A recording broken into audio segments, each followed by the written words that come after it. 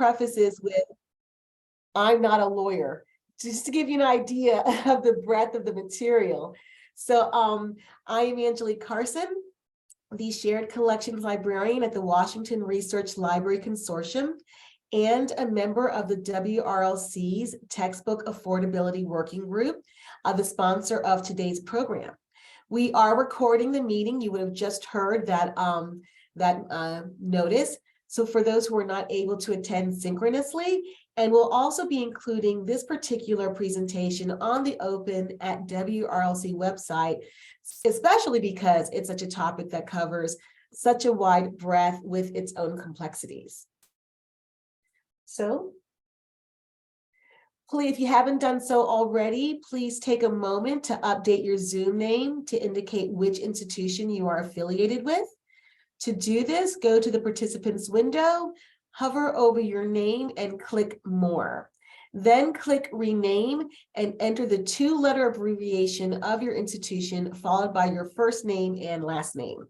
And we'll pause for a few seconds to give a couple of folks who have entered a chance to make that update.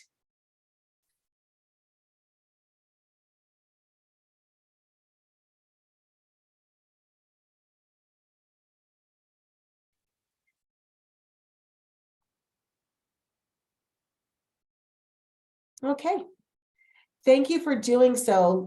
Doing so lets us know when we return those attendees who have attended and are eligible for the stipend program. Your attendance today is the very first eligibility requirement. So thank you for taking care of that. The WRLC's Textbook Affordability Working Group, also known as TOG, supports faculty like you who want to replace expensive commercial textbooks with open textbooks and other affordable options for students. Our team members represent most of the WRLC schools, so please make a note of the contact at your institution so that you can follow up with them. Faculty members attending from schools that don't have a representative listed on the slide can always contact the WRLC at open@wrlc.org, and you'll see that that's the very last contact.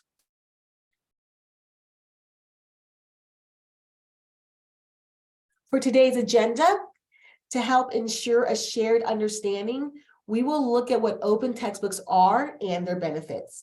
And for today's presentation, I am so pleased to have Emily Eugenio will be joining us from George Washington University for an introduction to Creative Commons licensing. As I've mentioned, CC licensing can be a nuanced and complicated topic, but Emily will guide us through where to begin learning more about the various types and understanding how to read and use them. And Emily will be generously providing some takeaway handout sheets. So relax and listen, and no need to take notes because this information isn't going anywhere, and we'll be giving you some takeaway information as well. So open textbooks, to begin our shared understanding. Open textbooks are both similar to and different from commercial textbooks. What are their similarities? Well, similar to traditionally published higher education material, open textbooks are written by faculty and other experts in the subject area, especially for college level courses. In the Open Textbook Library, we'll do a brief demonstration later on in the presentation. You will see that not only are the textbooks often authored by fellow colleagues at fellow research universities very similar to our own, but they're also published by those same institutions.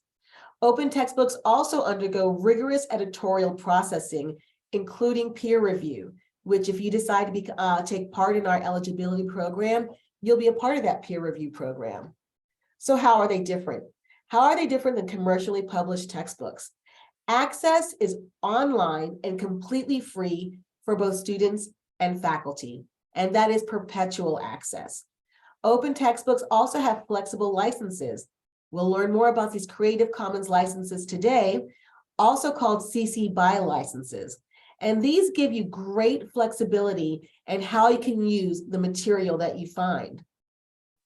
Unlike standard copyrighted materials, the authors of open textbooks want you to be able to download, share, remix, and adapt their work as appropriate to your course's needs.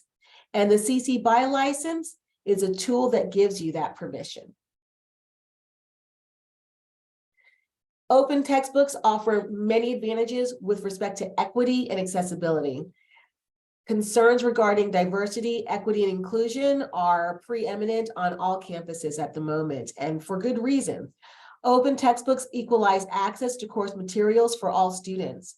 For some students, it is difficult or impossible to pay hundreds of dollars each semester for commercial textbooks. In these uncertain times, when students may be engaged in a combination of online and in-person learning, there is never a concern about how they can access their open textbooks. As long as students have access to the internet, their open textbooks are readily available.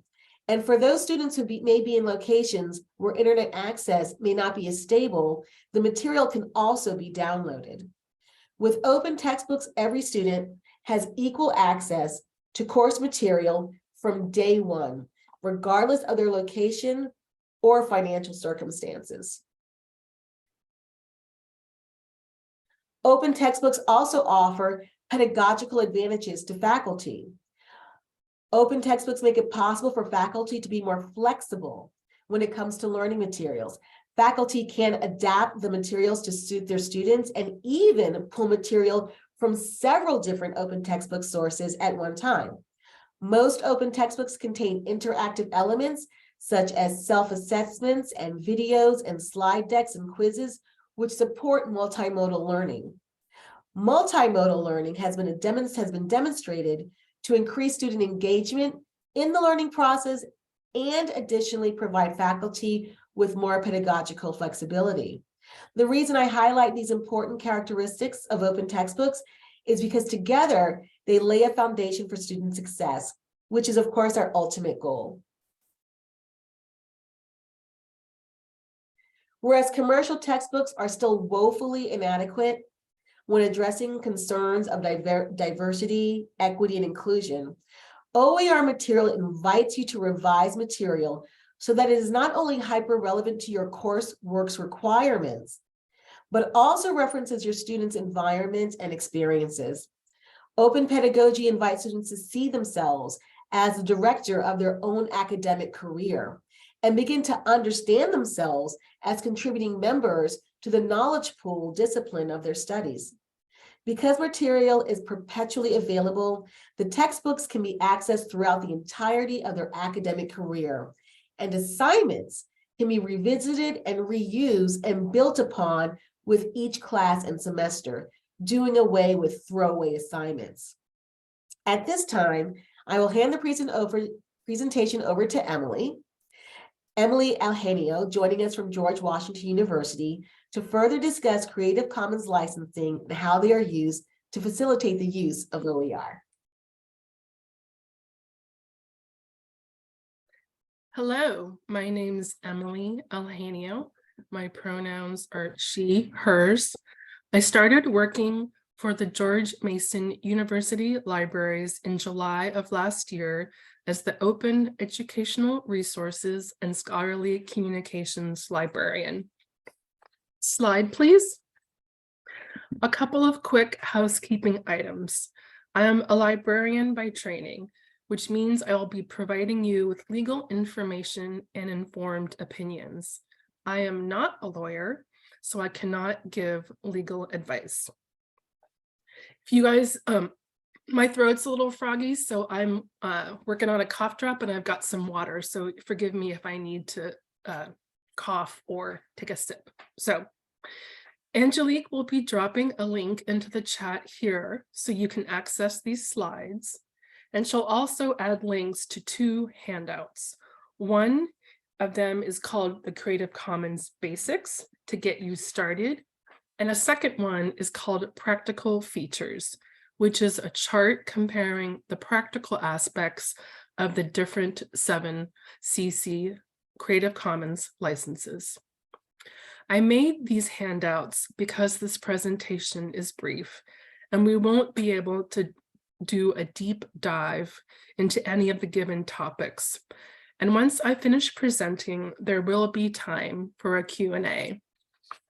Slide, please. So how do OER and copyright relate to each other?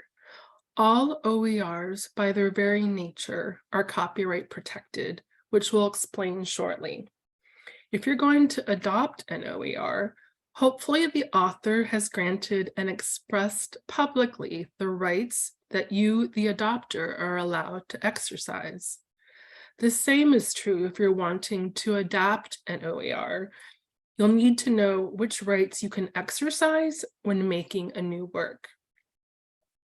Creating an OER means you'll be creating a copyrighted work, and as the author, you'll want to consider how you want other people to use it. For example, do you want to allow other OER authors the right to remix your work into a new one? Slide, please. So here is the big picture. We'll start broadly with what copyright is, and then we'll move into what licensing your copyright means. And lastly, we'll cover the Creative Commons, which is a way for you to license your OER. And then we'll finish with two very specific of the 7 CC licenses, CC BY and CC 0. Slide, please.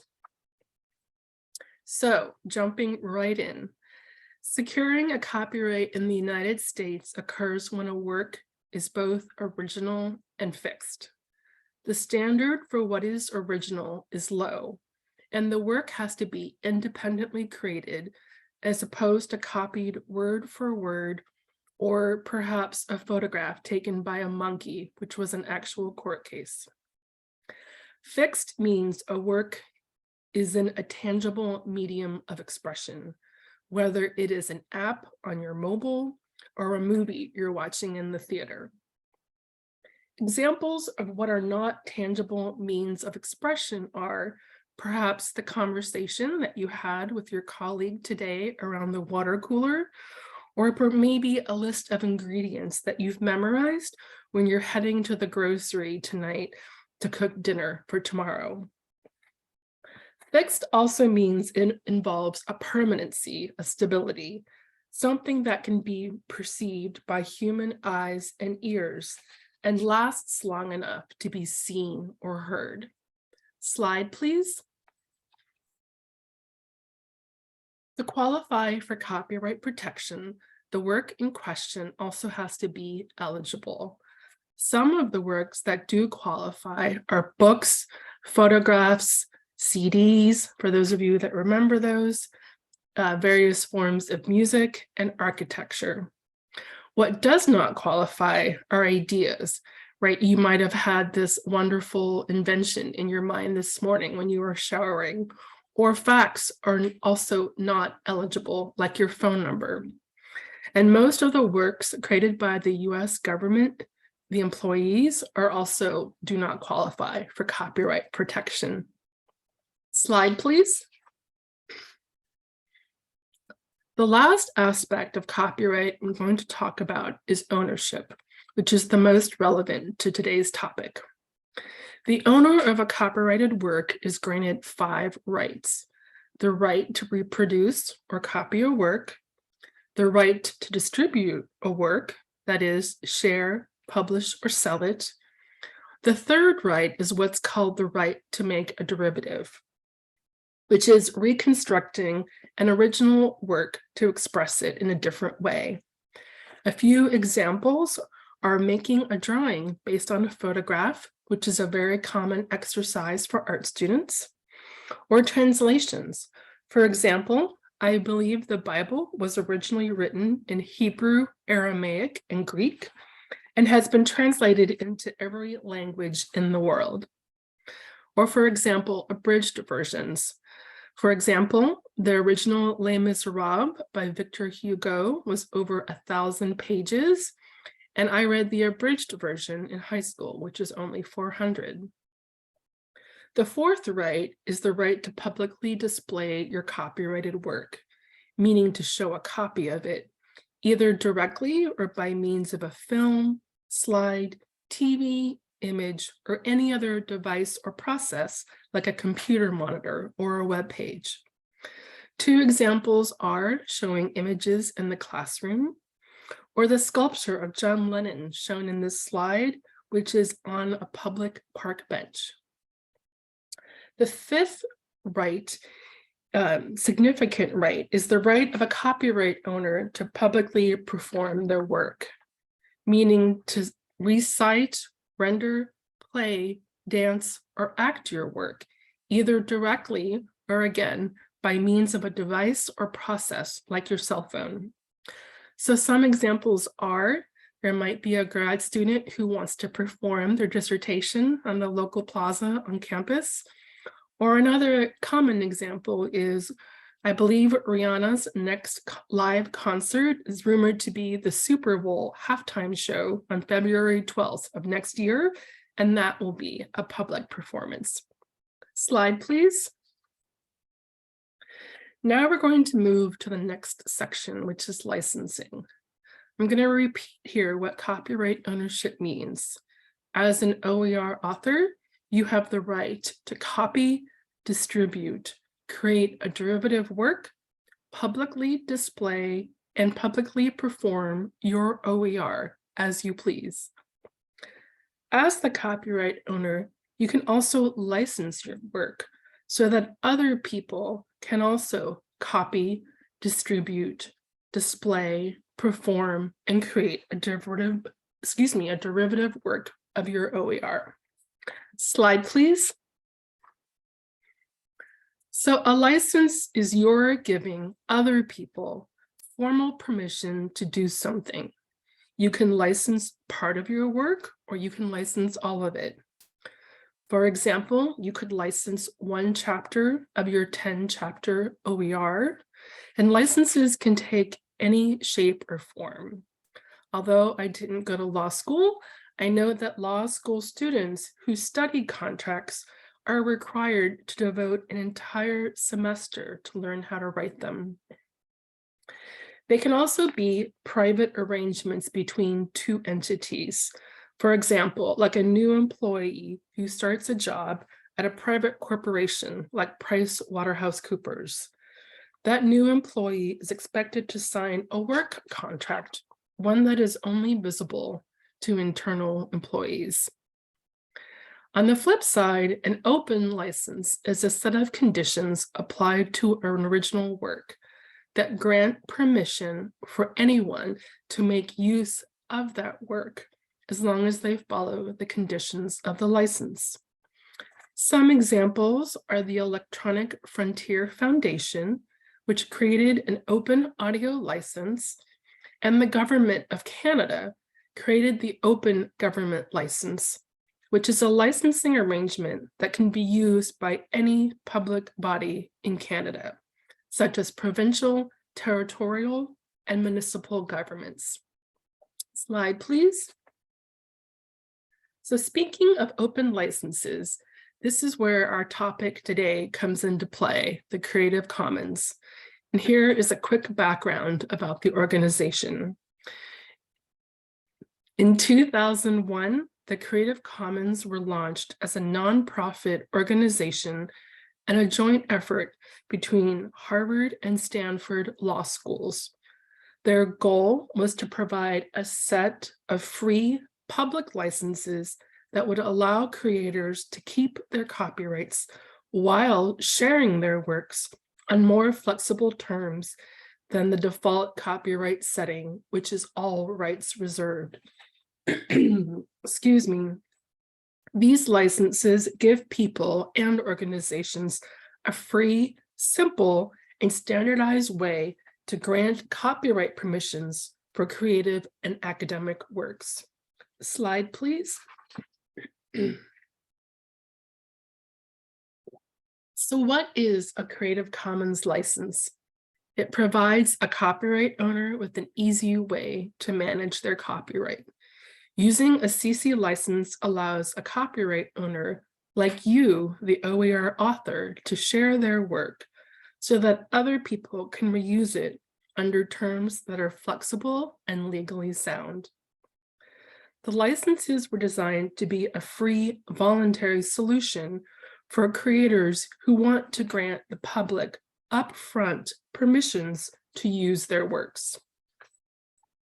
Although they are legally enforceable tools, they were designed in a way that was intended to make them accessible to non-lawyers. Because Creative Commons licenses are open, it allows the public to distribute, remix, adapt, and build upon the material in any medium or format. Slide, please. All Creative Commons licenses ensure that creators retain their copyright and get credit for their work, while permitting others to copy and distribute it. The tools are designed to be easy to use, but there are still some things to learn in order to fully understand their mechanics. There are 7 Creative Commons licenses, and they are on a spectrum from most permissive to least permissive. The picture on the left here illustrates this. The top green licenses are the most permissive, which is CC0, down to the red, which is the least permissive, which is copyrights, all rights reserved. Slide, please. There are 4 different elements that make up the 7 CC licenses. You don't need to make notes. These are going to be listed on the handouts that you'll receive. So on the far left are the black and white icons, so you can see the visuals. To the right of the icons are the abbreviations. And on the far right lists what the abbreviations stand for. And underneath is a quick explanation. So you can see that they deal with providing attribution, non-commercial conditions, conditions disallowing the making of a derivative, and share alike. So these 4 elements are used in different parts of the 7 CC licenses. Slide, please. So share alike, SA, is the most confusing of the 4 elements. This means that you can copy, share, keep, and use a work. But if you want to edit or mix a work, you have to use the same license. So here's an example. Let's pretend that I write a book and I assign it a CC BY SA attribution share alike license to it. Angelique comes along and wants to use my book. She can use it, she can copy it, she can share it, and she can keep my book as is. However, if she wants to change it, like remove 100 pages, add more pictures, add perhaps better indexing, then her book has to also be licensed CC BY SA share alike, just like mine. Slide, please. You'll want to consider adding a Creative Commons CC BY or CC0 license to your OER because they allow the public to distribute, remix, adapt, and build upon the material in any medium or format. Excuse me.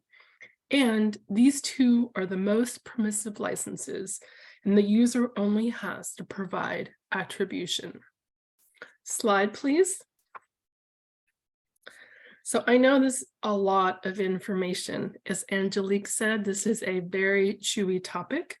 So I'll return to the fact that we've made some handouts for you to refer to once today ends. One of them is called the Creative Commons Basics for you to get started. And a second one is called Practical Features, which is a chart comparing the practical aspects of the different CC licenses. Angelique has dropped links for them into the chat. And if you could slide, please. This is the end of my presentation, and I am more than happy to answer questions. I think there might be some in the chat, or I could be wrong.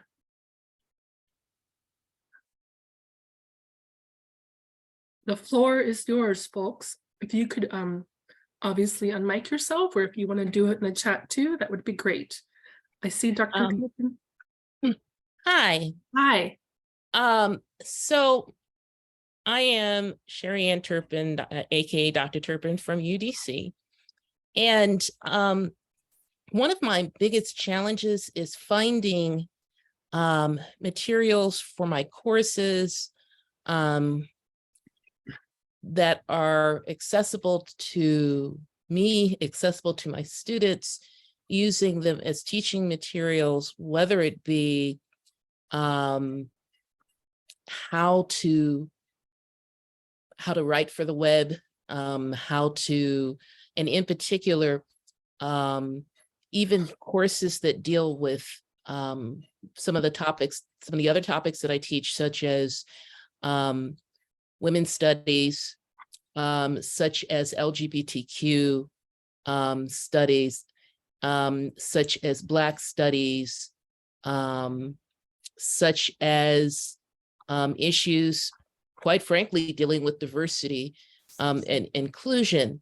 And so I find it easiest when trying to find materials that talk about, we need more diversity, but no one really actually does the work in terms of defining it. And when it comes to citing material or using material, I'll have to be honest, I use a lot of books that I've been able to find that, quite frankly, probably don't meet the standards. I think we all do, especially those of us who teach people of color literature, especially those of us who call ourselves doing diversity work, such as gender, sexuality, social class, and race.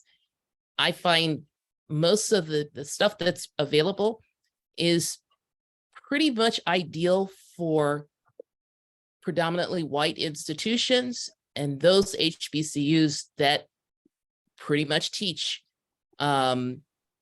white, male, upper class centered materials, not much when it comes to diversity.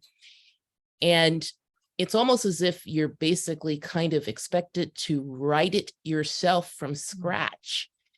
But when you're trying to teach and you're trying to update, you're often left with ordering those same expensive books. I know that's a lot, but let's see what you could do and some suggestions. Sure. Thank you. So do you want me to take this, Angelique?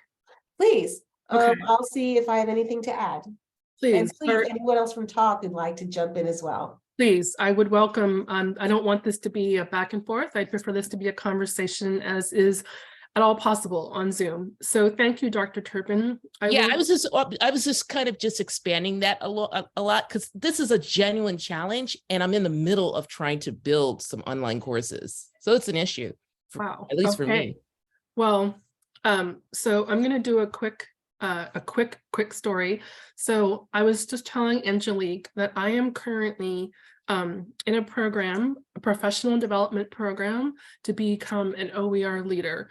So your concern about finding OER material for your subject area is resonated throughout the literature I'm reading. And at the same time, the OER community is working to be more inclusive, to address exactly that. You know, how much of the current corpus of OERs are written, you know, with the intention of you know, the dominant perspective. So I know that doesn't help you right now, but I just want you to know that the general issue is something that the community knows of and is working on.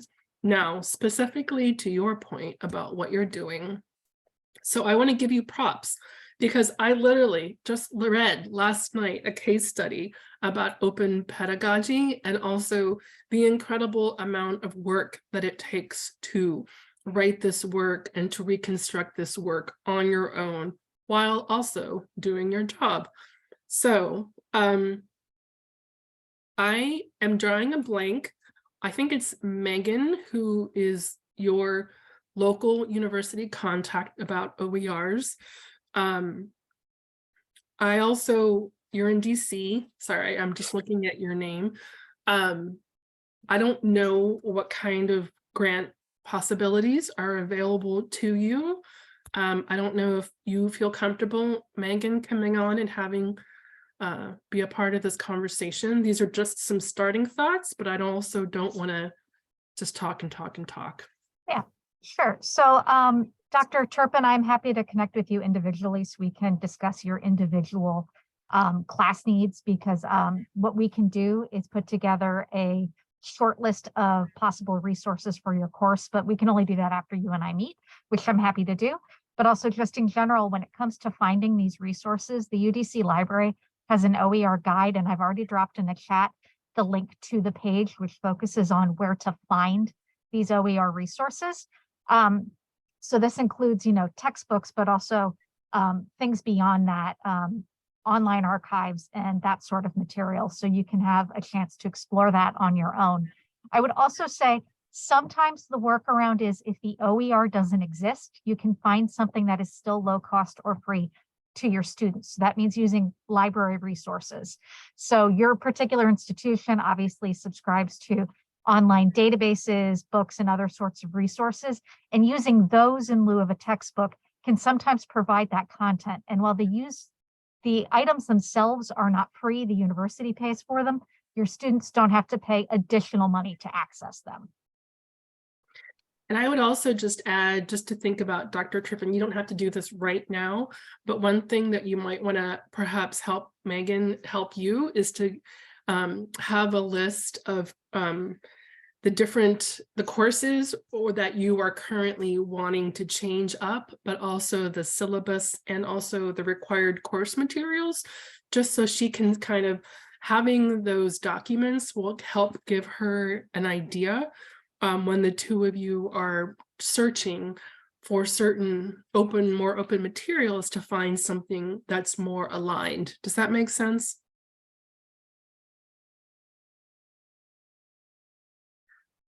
Sorry for the delay, because I was typing a response. Absolutely, yes. Thank you so much. As I was typing in the comments, because I saw Megan's response, and I'm hearing what you all are suggesting, and I'm going to really need this videotape or whatever it is that you share with us, because I want to be able to go back over it again and again, because I'm sharing this with my colleagues, in particular our curriculum committee. And I've taken on a big role at UDC in terms of dealing with standards and dealing with the whole question of making sure that our academics are much more accessible. And so I feel as though in order for me to do that, I need to be far more responsible in making sure that I'm up to date. And I'm finding that, this particular program is helping me to understand what I need to catch up on, but I need to make sure that as I catch up, that I'm able to reach out for some materials and make sure that I'm in line with the standards and the copyright standards are included. So thank you very much. I do appreciate this. Sure. And also, like we were saying at the beginning, these topics, licensing, copyright, they're pretty intense. And so, I mean, I can understand you wanting to get up to speed, but also just know that both of these topics, I would respectfully say, are not like one and done. It's going to take time. But there's free, easily accessible material out there about these topics. The handout, I hope, will help you get started. There's lots of visuals, right? There's a chart that shows the 7 different CC licenses and their compatibility. The chart that I made is really simplistic, but it also gives you a basic breakdown of things you can and can't do. So I don't want to overwhelm you. I'm not sure if other folks have their hand up, but I hope this is helping.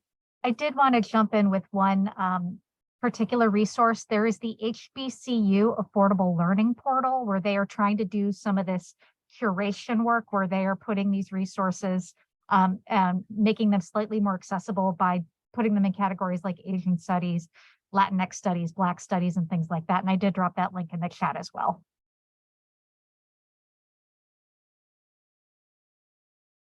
Thank That's you. excellent. Thank you, Thank you. Megan. Megan finished off with everything I was going to say. I've learned so much from Megan. And Megan introduced me to a number of wonderful resources. And Dr. Turpin, I just want to be a gentle reminder that this is a very broad topic. And I think it's important to remember that one of the beauties of OER is that you can use as little or as much as you need. So if you're not going to begin by drafting an entire OER textbook, it can begin with adopting and modifying material that you find. It doesn't have to be authoring a book right from the very beginning.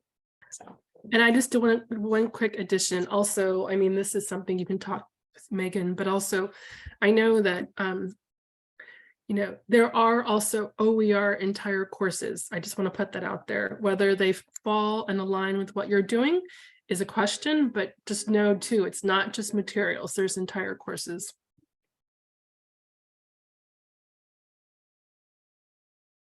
Sorry, I had to unmute. Thank you. Thank you very much. so we're not at the end of Q&A. If no one happens to raise their hand now, you can always enter an item to the chat while we wrap up. And of course, your representatives are always available to you. I'm going to shift the discussion right now back to the Open Textbook Review Stipend Eligibility Program, because we're very much hoping that you will take part in it. Your attendance today is the very first requirement, so congratulations on having that completed. You can cross that off right away. And after the meeting, you will receive an email from the Open Education Network after today's session, which will contain instructions and all the information you will need. And research by the Open Textbook Library has shown a direct correlation between faculty who review an open textbook and then go on to adopt. We find this is really just about demystifying what OER looks like today. I think a lot of instructors have certainly been familiar with OER, but maybe it's been a while, and OER has really made great strides, especially when it comes to the material that is published and written by fellow academics and fellow academic institutions. So at this part of the presentation, we're going to just do a little dive into the Open Textbook Library, which will be a part of the eligibility requirement. And we're going to look at an item and the site itself. So I'm going to exit out of here. Oops, not quite. Great. And pardon me while I not so seamlessly switch over to the Open Textbook Library itself. I literally never memorize the address. I just Google an Open Textbook Library. This is the very first page. You can see that they're celebrating 10 years. The number of items available at this point are over 1,000, which is excellent. Just a couple of highlights from the website itself. Here you'll have an opportunity to browse various subjects, a little background information, including some facts, which might answer some more surface questions. But if you want to go deeper, again, your OER representative is available to you. Information on discovery, if you want to add this to your catalog, and more information on the Open Education Network, which is an organization that, in addition to hosting the Open Textbook Library, hosts several different committees and resources and services that promote and support open education resources. So we're going to look specifically today at Exploring Public Speaking, a textbook in the library. I already have the link prepared, so we're going to go straight to it. And I'm going to show you a little bit of what you can see when you come across this resource in the library. First of all, you can see the number of reviews that are available and a complete table of contents. This one actually has some ancillary material already attached to it, which is excellent. Sometimes there is and is not ancillary material.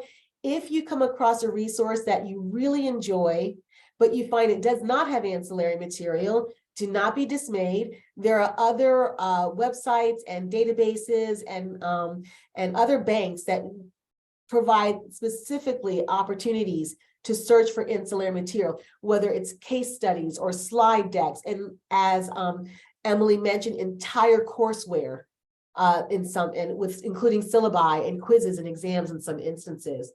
What I like about this is that it also shows all the formats that are available. While it's excellent that this material is always available online for your students and faculty, some students learn differently, and some students need to have that material available in a hard copy form if their internet access is not as stable as you'd like it to be. Underneath the reviews, here we have the authors of the material, both from universities, the year it was printed, and we can see that this item was published by the University System of Georgia, who I can tell you have a substantial OER program in that state, and has made great strides and lots of studies, several impressive studies regarding the correlation between student academic success and OER access. Further down here, a nod to Emily, conditions of use, so that you are aware of the CC license attributes and what's expected. And then we go into the reviews. And the reviews do mention your name will be here if you submit a review, and also the institution that you're affiliated with. And if we go more into reviews, you'll see all the different aspects of the review that are required when you submit one: comprehensiveness, content accuracy, relevance, clarity, modularity, interface, and so forth. You won't necessarily want to write or need to write a novel to submit a review, but you do want to make sure that your review is a review, the kind of review that you yourself would find helpful if you were going to look at this item and consider it for your needs. And then there's also a small blurb here about the book itself, the intellectual slant of the book, and more background material about the contributors. So this particular item has been very popular with 44 reviews. Some items have more reviews, some have less, but it's always you, the expert, who has the opportunity to go over the material and see if it's going to fit your needs. So that being said, I don't have many more items except to let you know to please keep an eye out from the Open Educational Network providing more details. And at this time, if there's any other questions about the program or CC licensing, please let us know.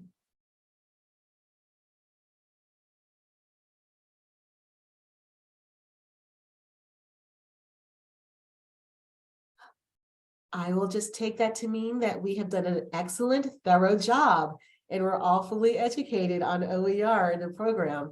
That being said, thank you so much for attending today. By no means, once we leave this presentation, are you on your own. We are very much looking forward to hearing from you with any questions you might have. And an extra thank you to Emily for breaking down a very complicated topic. I'm always learning more about CC licensing, but patience and information, like everything, will get you through it. So thank you all for joining us today, and we look forward to seeing you at future webinars. Everyone have a great day, and thanks again.